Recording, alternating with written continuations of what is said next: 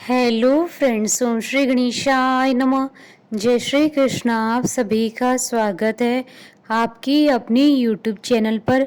Friends, आज हम आपको इस वीडियो में बताने जा रहे हैं साल 2021 की जितिया व्रत, जिसे जीवित पुत्री का व्रत के नाम से भी जाना जाता है, का शुभ मुहूर्त, पूजा विधि, महत्व, नियम और जीवित पुत्री का व्रत की कथा के बारे में। फ्रेंड्स, वीडियो शुरू करने से पहले आपसे रिक्वेस्ट है, अगर आप हमारे चैनल पर नए हैं और आपने अभी तक चैनल को सब्सक्राइब नहीं किया है तो प्लीज़ सब्सक्राइब कीजिएगा चैनल को, साथ ही प्रेस कीजिएगा बेल आइकन को, जिससे नए वीडियो से रिलेटेड नोटिफिकेशन आपको तुरंत प्राप्त हो सके।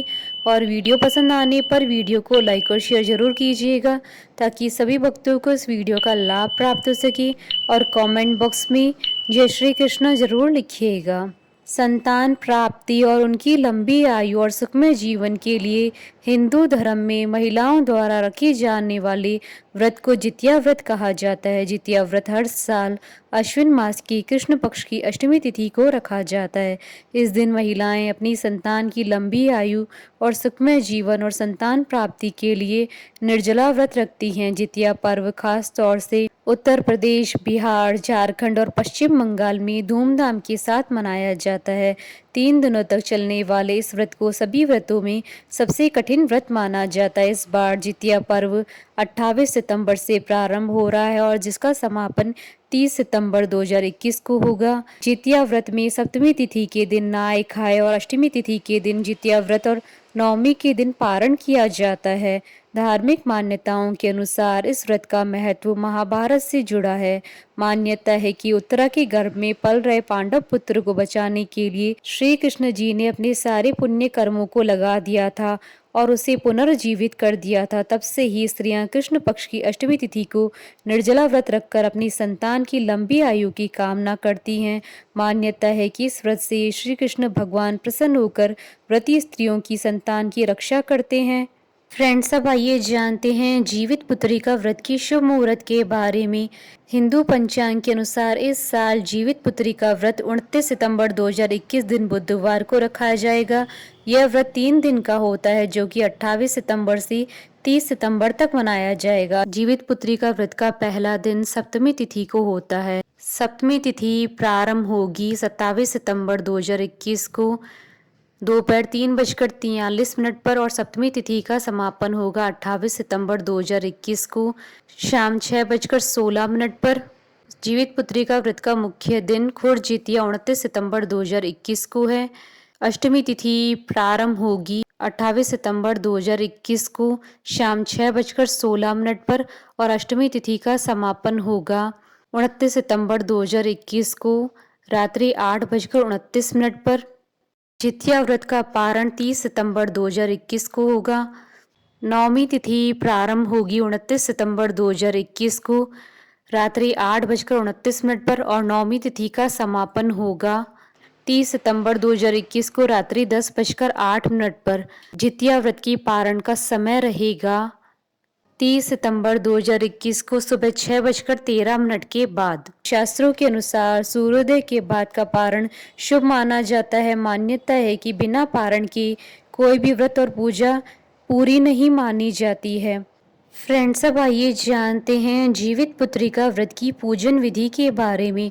जितिया व्रत के नियम काफ़ी सख्त होते हैं। पुत्र की लंबी आयु की कामना से रखे जाने वाले इस व्रत में कई सामग्रियों के चढ़ावे तैयार करने होते हैं। अष्टमी के दिन की पूजन विधि विशेष होती है। इस दिन जितिया का मुख्य व्रत होता है। यह निर्जला रखा जाता है। अष्टमी के दिन स्नान आदि कर स्वच्छ वस्त्र धारण करें। भगवान जीमतु वाहन की पूजा करें। भगवान जीमतु वाहन की कुशा से निर्मित प्रतिमा को धूप, दीप, अक्षत पुष्प आदि अर्पित करें। मिट्टी तथा गाय के गोबर से चील व सियारन की मूर्ति बनाएं। इनके माथे पर लाल सिंदूर का टीका लगाएं। जीवित पुत्री का व्रत की कथा सुने या पढ़ें। माँ को 16 पेड़ा, 16 धूप की माला, 16 खड़ा चावल, 16 गांठ का धागा, 16 लौंग, 16 इलायची, 16 पान, 16 खड़ी सुपारी व श्रृंगार का सामान अर्पित करें। वंश की वृद्धि और प्रगति के लिए उपवास कर बांस के पत्रों से पूजन करें। फ्रेंड्स, अब आइए जानते हैं जीवित पुत्रिका व्रत के नियमों के बारे में। जीवित पुत्रिका व्रत कठिन व्रतों में से एक है। इस व्रत में बिना पानी पिए कठिन नियमों का पालन करते हुए व्रत पूर्ण किया जाता है, लेकिन कुछ खास बातों का ध्यान रखने की भी जरूरत है। जिन महिलाओं को गंभीर स्वास्थ्य समस्याएं, उनको इस व्रत को नहीं करना चाहिए। गर्भवती महिलाएं यह व्रत न रखकर सिर्फ पूजा करें तो बेहतर होगा। व्रत रखने वाली महिलाएं एक दिन पहले ही तामसिक भोजन न करें, लहसुन, प्याज और मांसाहार का सेवन न करें। संयम का दूसरा नाम ही व्रत है। व्रत के दौरान मन, वचन और कर्म की शुद्धता आवश्यक है, इसलिए मन में किसी तरह का छल कपट नहीं रखना चाहिए। इस व्रत में प्रसाद और रंग बिरंगे धागे अर्पित किए जाते हैं। इसके बाद संतान को सुरक्षा कवच के रूप में धागे पहना दिए जाते हैं। उनकी आयु की कामना करके उन्हें आशीर्वाद दिया जाता है। इसके बाद ही व्रत का पारण किया जाता है। जितिया व्रत की एक दिन पहले महिलाएं सुबह जल्दी उठकर स्नान कर पूजा करती हैं, फिर इसके बाद भोजन करती हैं। इसके बाद जितिया व्रत के पारण करने के बाद ही अन्न ग्रहण करेंगी। जितिया व्रत में व्रती महिलाएं पूरे दिन निर्जला व्रत रखती हैं। पारण वाले दिन सूर्य नारायण को अर्घ्य देने के बाद ही कुछ खाती हैं। जितिया व्रत वाले दिन जोर भात, भरुआ की रोटी और नोनी का साग खाया जाता है। फ्रेंड्स, अब आइए प्रारंभ करें जीवित पुत्रिका व्रत की कथा। गंधर्वों के एक राजकुमार थे जिनका नाम जीमूतवाहन था। वह बहुत उदार और परोपकारी थे। बहुत कम उम्र में उन्हें सत्ता मिल गई थी, लेकिन उन्हें वह मंजूर नहीं था। इनका मन राजपाट में नहीं लगता था। ऐसे में वे राज्य छोड़ अपने पिता की सेवा के लिए वन में चले गए।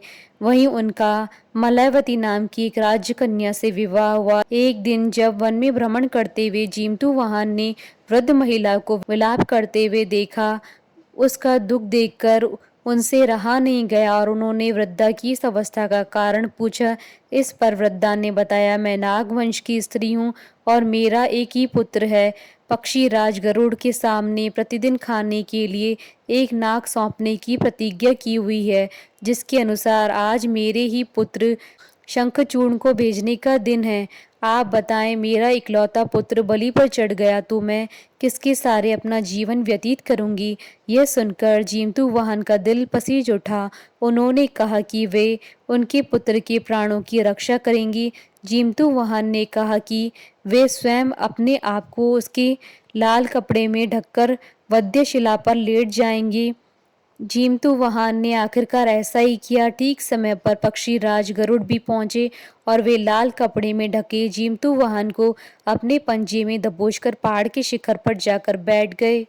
गरुड़ जी यह देखकर आश्चर्य में पड़ गए कि उन्होंने जिन्हें अपनी चुंगल में गिरफ्त किया है, उनकी आंख में आंसू और मुंह से आ तक नहीं निकल रहा है। ऐसा पहली बार हुआ था। आखिरकार गरुड़ जी ने जीमूतवाहन से उनका परिचय पूछा। पूछने पर जीमूतवाहन ने उस वृद्धा स्त्री से हुई अपनी सारी बातों को बताया।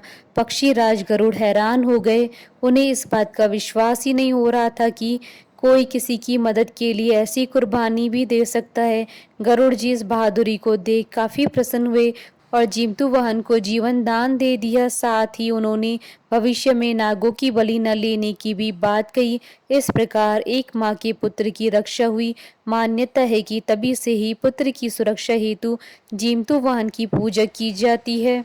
एक अन्य कथा के अनुसार एक बार एक पेड़ पर गरुड़ जी और लोमड़ी रहते थे।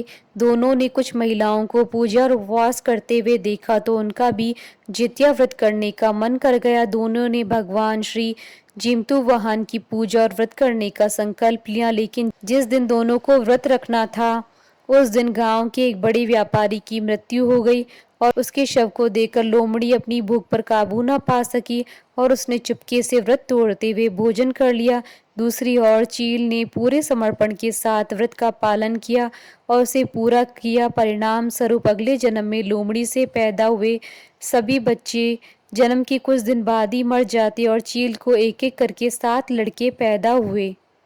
बोलिए भगवान श्री कृष्ण जी की जय। हमारे साथ इस वीडियो में अंत तक बने रहने के लिए आपका धन्यवाद। ओम श्री गणेशाय नमः। जय श्री कृष्ण।